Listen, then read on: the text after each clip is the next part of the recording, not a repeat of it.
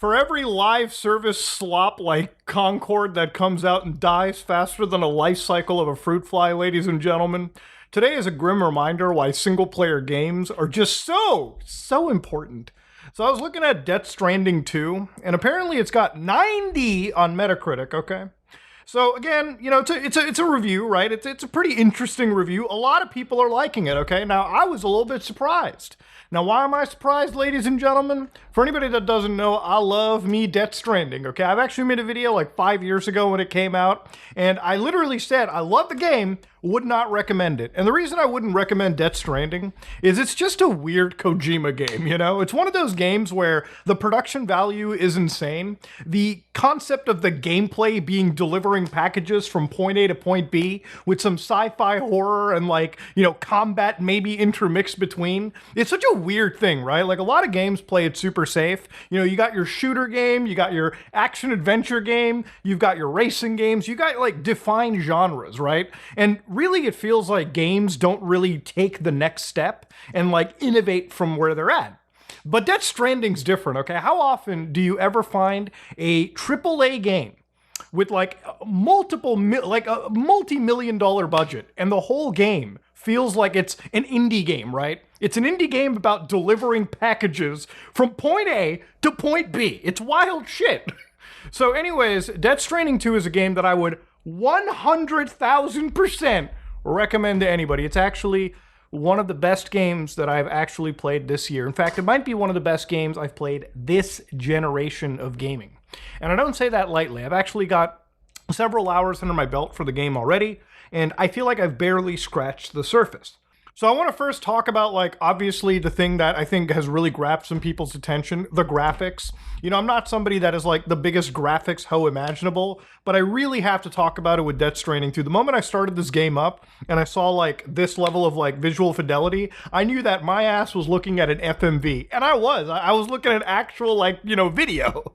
And then of course the game cuts to actual gameplay, and you start on top of this like mountain, and you can see from like the top of the mountain to like the very edges of the map.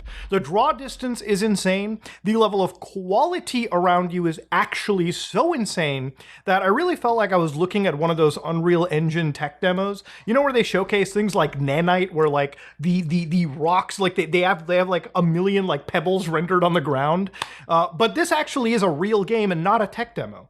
Literally, the amount of detail here is so insane, even on things like performance mode, where the game is not only rendering a level of detail that I have really never really seen in a lot of these games before, but it's running it at like 60 frames per second. But, you know, to give you a bit more of an understanding over here, the game is very optimized. Like, it is super duper optimized. Whether you play this on, like, I think the base PlayStation or the Pro, according to, like, Digital Foundry, the game, like, locks pretty much to 60 frames per second. It looks sharp as fuck the entire time, and the visual makeup is insane. Now, the first game, the visuals were actually really good too. Like, they were really great for the time.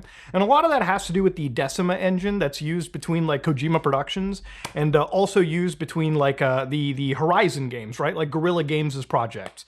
But with this, you know, the level of quality when it comes to not only the environments, but also the character modeling too. Like, the cutscenes in this game are insane, not because the cinematography, in my opinion, is great, but also just like the character models. Like, for the first time looking at Norman Reedus in a video game, it really felt like I was looking at somebody who, it almost felt like as real life as you can get. Like the wrinkles, the hair, every single thing imaginable. I think the thing that gets me the most is probably the eyes. The eye rendering is insane for this game.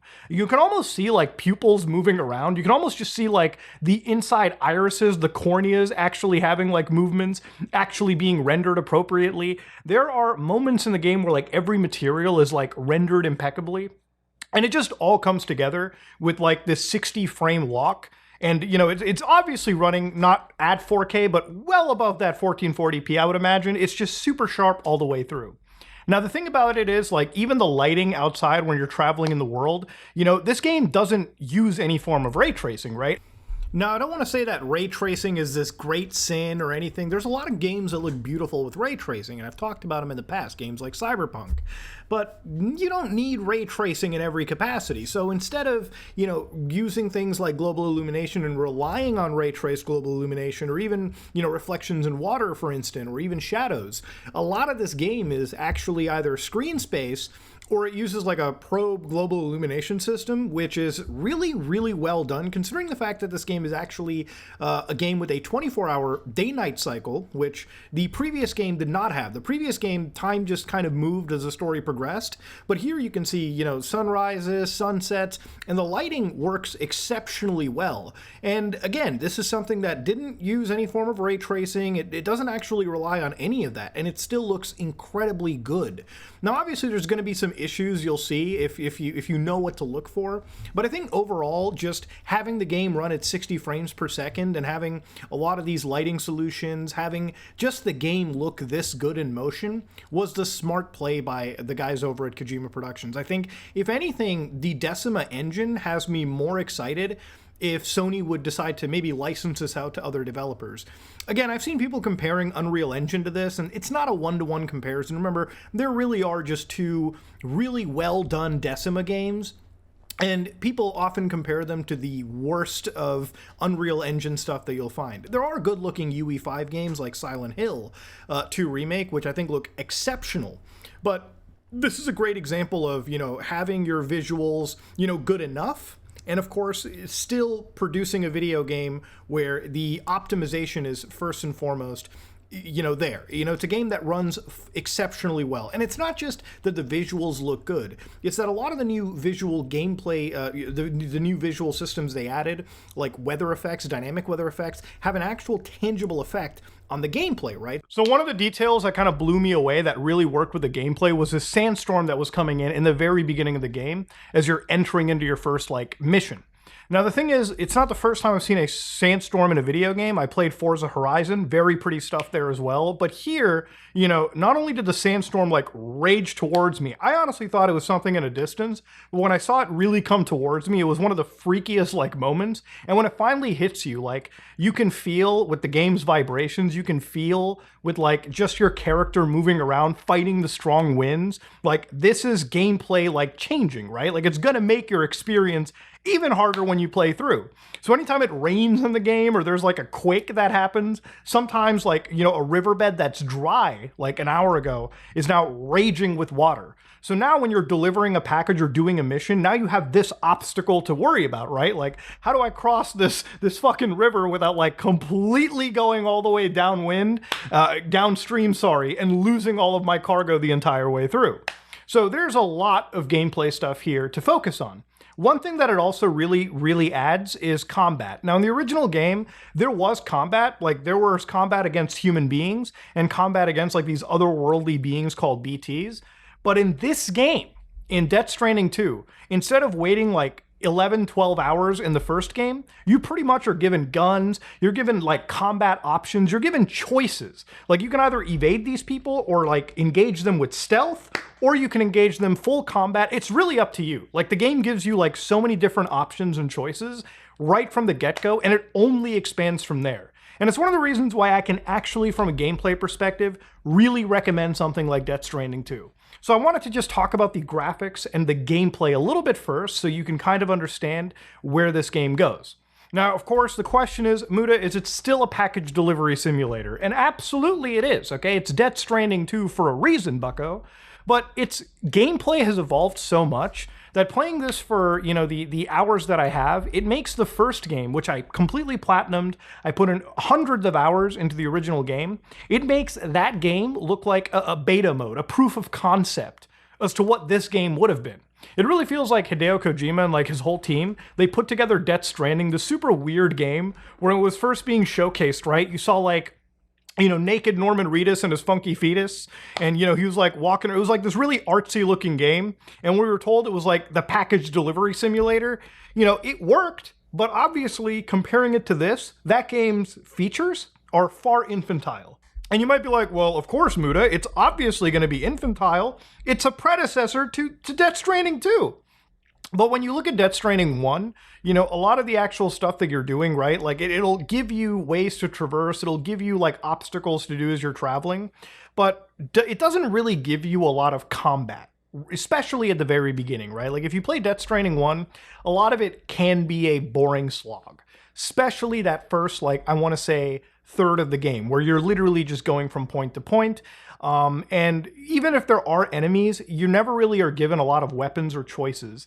And even when it comes to choice, in the original game, killing an enemy was usually an annoying task. If you killed somebody and you didn't burn their bodies would blow up in a nuclear explosion and actually just give you a game over. It wouldn't even make the game hard. It would just give you the game over screen, and it would just make the whole concept annoying.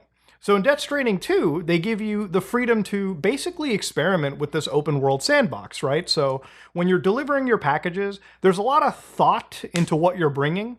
And I want to just say one thing. When you're playing this game, please set it to the brutal difficulty mode if you played games at all, right? Like if you're somebody new to it, yeah, play it on easy, normal. But I really do recommend that you put the challenge up, because it makes it so that, your stamina is more of a hindrance. You don't have like almost infinite stamina in comparison to the harder difficulty. The enemies, they hit a little bit harder. So when you're actually doing your deliveries, right? When you're going from point A to point B, the stuff in between actually does provide a solid challenge on that harder difficulty. So in this game, you have the choice. So you take an order and you basically map out your entire route. Now in your route, you can map it out where you don't ever interact with enemies. You might have to maybe take like long ways around, but it'll be safer in the long run, right? Because you're not picking fights with enemies and potentially losing.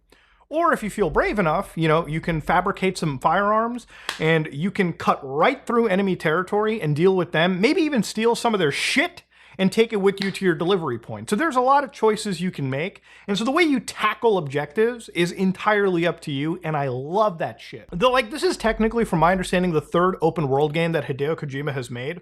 First one being Phantom Pain, Metal Gear Solid 5, Death Stranding 1, and now 2. And I really feel like Kojima locks down that addictive gameplay loop really well. If you really get invested in the mechanics and the puzzle solving of like logistical delivery, you will love this game. Okay, that is the one thing that'll grab you. And when you get to like the second like map in the game, it'll give you other options like entire monorail systems that you can build and use them to transfer even bigger cargo. So it's a whole logistical like puzzle game that you're playing. But obviously it's not just about delivering packages. It ain't that easy. This game has more combat. In the first 10 hours of Death Stranding 2, I guarantee that you will have engaged in more fucking combat, at least by a factor of 2, compared to the first game. Because this game just gives you enemies to fight from the beginning. It gives you the choice of getting into these like scraps as you start. It gives you more of a reason to get into these scraps. And the amount of weapons you have this time, just from the beginning, is insane. You have assault rifles, shotguns, sniper rifles, pistols, everything you can imagine, lethal, non-lethal, all types of grenades, pretty much from the first like 10 hours. And you can use all of this to basically go after enemy like, depots, enemy like bases. And there is a lot of incentive to just be stealing from the enemies or actually engaging in combat this time. But obviously, it isn't just human enemies. One of the biggest enemy types that Death Stranding is known for are BTs. So I want to explain a little bit of Death Stranding lore. And, Death Stranding is a confusing game. But basically, it's a game where, the concept of life and death have sort of intermingled. Like, the actual differences between the two is not so far off. Human beings have discovered that when you die, you go to a place called the beach, right? Which is sort of like where souls are sort of gone after their body leaves, or after their body has given up, their physical form is gone. And so the thing is, these beached things are characters that, from my understanding, are like on the side of the dead. Like, they're from the land of the dead. So when they intermingle with human beings, they can trigger things like void outs, which are these big nuclear explosions that like leave a fucking crater in the middle of the map. But these creatures, you sometimes occasionally are supposed to fight them. And here's where like the game just ups the ante. So in the first game, there were boss battles, like there were encounters with the BTs, but even the most intense encounter in the first game is like the weakest encounter that you will find out of anything in Death Stranding 2's like first 10-15 hours. The amount of enemy variety with the beach things is insane. The amount of horror you actually come across is even wilder. There's newer types of beached things, and anytime you're crossing their territories, like there was one moment where like these big silhouetted fucks were just floating around, and they weren't people that were just grabbing me, right? They weren't just like dragging me to a boss fight. They literally can just latch onto you, and if you don't struggle and fight back, they will trigger that void out and ruin your entire delivery. They'll just ruin your time. But it's a level of horror and a level of fear that's even more elevated. And when you get a chance to fight these things, you know, the fights are, again, intense. The biggest BTs that you're fighting are these like colossal mega monsters that, you know, you're just pumping bullets, grenades, everything you can imagine into. And this is why I recommend playing on that brutal difficulty, because it makes these battles that much more intense, right? Like you actually feel like you have real stakes. You know, there were moments where like I was literally at the edge of death. I was looking for blood bags to transfuse blood into my body as I was fighting these creatures. It was fucking intense. And, you know, anytime somebody tells you it's just a package delivery game, that's also bullshit, okay? Because Amazon Prime delivery does not include fighting otherworldly, deathly beings and fucking terrorists and like, you know, other Amazon Prime delivery guys who want to steal your packages. That's not part of the thing. And if it is, honestly, goddamn, am I going to start tipping the Amazon driver then if that's how it works? But this is where Death Stranding 2 really does shine. The gameplay is actually so elevated, and there's so much more combat. There's just so much more variety on display that goes beyond delivering packages that if I wasn't going to recommend the first game to you guys, I easily 100,000% could recommend the second game for somebody that wants that new single player, you know, sort of cinematic Sony slot movie experience. And I don't want to just say it's like a movie game, because obviously it's a Kojima game. The cutscenes are going to be part of the adventure. That's just how Kojima games work. But don't let me drown the fact that the gameplay isn't there. It is. Now, I don't want to do like story spoilers, but it's much more interesting than the first game too.